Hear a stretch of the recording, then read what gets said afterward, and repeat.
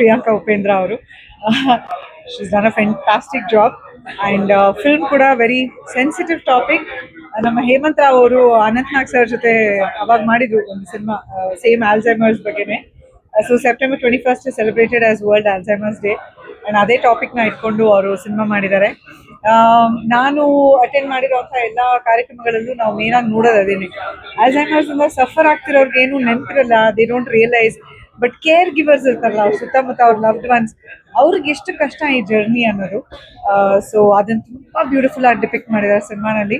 And it's such a change to see Priyanka. She such a glamour doll.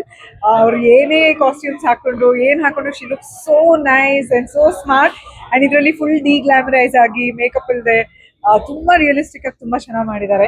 And main role ಮಾಡಿರೋಂಥ person ಕೂಡ I think is not from Kannada. ಚಿತ್ರವನ್ನು ಈಗ ತಾನೇ ನೋಡಿದೆ. ನಾವು ಸಾಮಾನ್ಯವಾಗಿ ಎಲ್ಲರೂ ಈ ಫಾರ್ಮುಲಾ ಸಿನಿಮಾಗಳ ಒಂದು ದಾಸರಾಗಿದ್ದಾರೆ. ಆದರೆ ಫಾರ್ಮುಲಾ ಸಿನಿಮಾಗಳಷ್ಟೇ ಸಿನಿಮಾ ಅಲ್ಲ, ಭಾವನೆಗಳಿರುವಂಥ ಸಿನಿಮಾಗಳು ಬೇರೆಯೇ ಇದ್ದಾವೆ. ಅದನ್ನು ಈ ಚಿತ್ರದಲ್ಲಿ ತೋರಿಸಿದ್ದಾರೆ. ಇದರಲ್ಲಿ ಈ ಚಿತ್ರ ನೋಡಿದಾಗೆಲ್ಲ ಮನಸ್ಸಿಗೆ ತುಂಬ ಹತ್ತಿರವಾಗಿ, ಜೊತೆಗೆ ತುಂಬ ಭಾವುಕತೆಯನ್ನು ತರುವಂಥ ಒಂದು ಸಿನಿಮಾ ಇದು. ಇದರಲ್ಲಿ ಮಾಡಿರುವ ಪಾತ್ರಗಳು ಅಷ್ಟು ಚೆನ್ನಾಗಿ ಮಾಡಿದ್ದಾರೆ. ನಮ್ಮ ಪ್ರಿಯಾಂಕಾ ಉಪೇಂದ್ರ ಅವರು ತುಂಬ ಚೆನ್ನಾಗಿ ಆ್ಯಕ್ಟ್ ಮಾಡಿದ್ದಾರೆ. ಆಮೇಲೆ ಮುಖ್ಯ ಪಾತ್ರ ಮಾಡಿದ ತಂದೆ ಪಾತ್ರ ಮಾಡಿದವರು ತುಂಬ ಚೆನ್ನಾಗಿ ಆ್ಯಕ್ಟ್ ಮಾಡಿದ್ದಾರೆ. ಸಿನಿಮಾ ಇದೊಂದು ರೀತಿಯ ವಿಭಿನ್ನವಾದ ಪ್ರಯತ್ನ. ಹೊಸ ತಲೆಮಾರಿನ ಹೊಸ ಅಲೆಯ ಚಿತ್ರ ಅಂತ ಹೇಳ್ಬೋದು.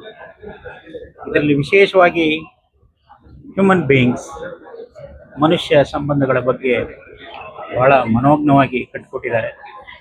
ಬರುವಂಥ ಎಲ್ಲ ಪಾತ್ರಗಳಿರ್ಬೋದು, ಅದರ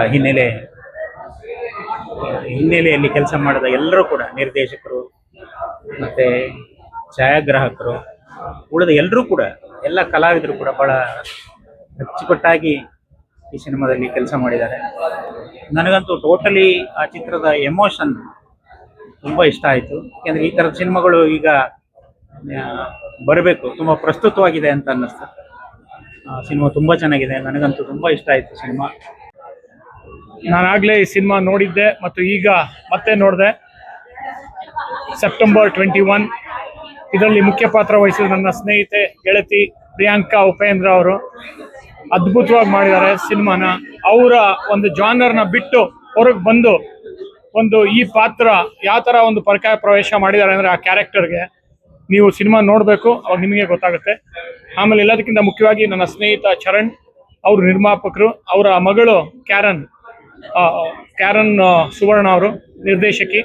ಈಗ ತಾನೇ ಪ್ಯಾರಿಸ್ಗೆ ಹೋಗಿ ಕ್ಯಾನ್ಗೆ ಹೋಗಿ ಅಲ್ಲಿಂದ ಬಂದು ಸಿನಿಮಾ ನೋಡಿ ಇಲ್ಲಿ ಬಂದು ನಿಮಗೋಸ್ಕರ ಇಲ್ಲಿ ರಿಲೀಸ್ ಮಾಡಿದ್ದಾರೆ, ಪ್ರೇಕ್ಷಕರು ನೋಡಲಿ ಅಂತ.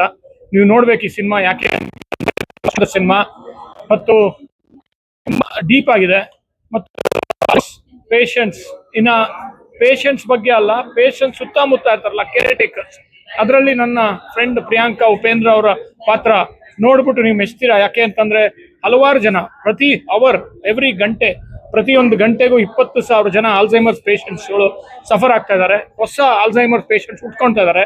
ಅವರ ಸುತ್ತಮುತ್ತ ಇರೋಂಥ ಒಂದು ಸಿಬ್ಬಂದಿಗಳು, ಅವರ ಅಪ್ಪ ಅಮ್ಮ ಮತ್ತು ಮಕ್ಕಳಿರ್ಬೋದು, ಅಥವಾ ಅವರ ಅಕ್ಕ ಅಣ್ಣ, ಇವರೆಲ್ಲರೂ ಯಾವ ಥರ ಸಫರ್ ಮಾಡ್ತಾರೆ ಮತ್ತು ಅವ್ರಿಗೆಲ್ಲ ಯಾವ ಥರ ಸಪೋರ್ಟ್ ಮಾಡಬೇಕು ಅಂತ ತುಂಬ ಸೂಕ್ಷ್ಮವಾಗಿ ಕ್ಯಾರನ್ ಸುವರ್ಣ ಅವ್ರು ಹೇಳಿದ್ದಾರೆ.